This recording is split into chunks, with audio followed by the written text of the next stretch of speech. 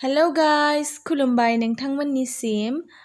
जों दा बिदा सासेखौ लायनो थांगासिनो दङ बिथाङा सफैनानै अलरेडि जोंखौ नेनानै दङ आरोना बिथाङा जाबाय बङाइगावनि नोंथांमोना सिनायखायो गासैबो ओमफ्राय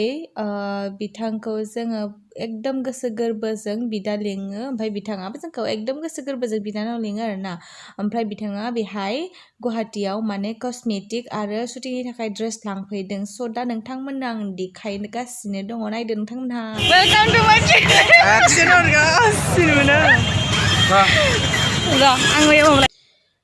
ओमफ्राय नै जों दा माने साहा लोंनो फैदों आरोना रुम खाथि खालालाय ओमफ्राय बेहाय साहा लोंलांनोसै ज' होननानै जों लोंफैबाय आरोना ओमफ्राय आं भिडिअखौ जास्ट थांजासिमल' देखायगोन दे नोंथांमोना गाज्रि दामोन आरो गाज्रि कमेन्ट्स दाहो अननानै प्लिज दे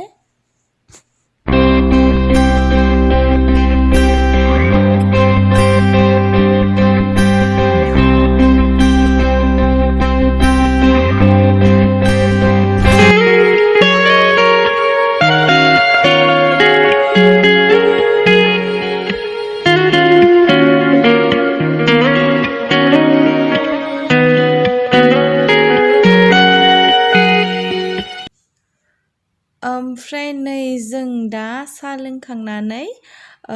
जोंनि एपार्टमेन्टआव हाबफैबाय आरोना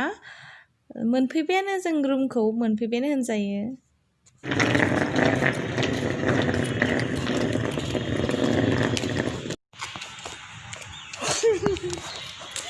स' गाइस भिडिअआ एसेनोसै नोंथांमोना जुदि मोजां मोनदोंब्ला प्लिज लाइक कमेन्ट शेयार खालामदो ओमफ्राय चेनेलखौबो साबस्क्राइब खालामनानै होदो लोगोसे अननानै स' लाभ इउ अल थेंक इउ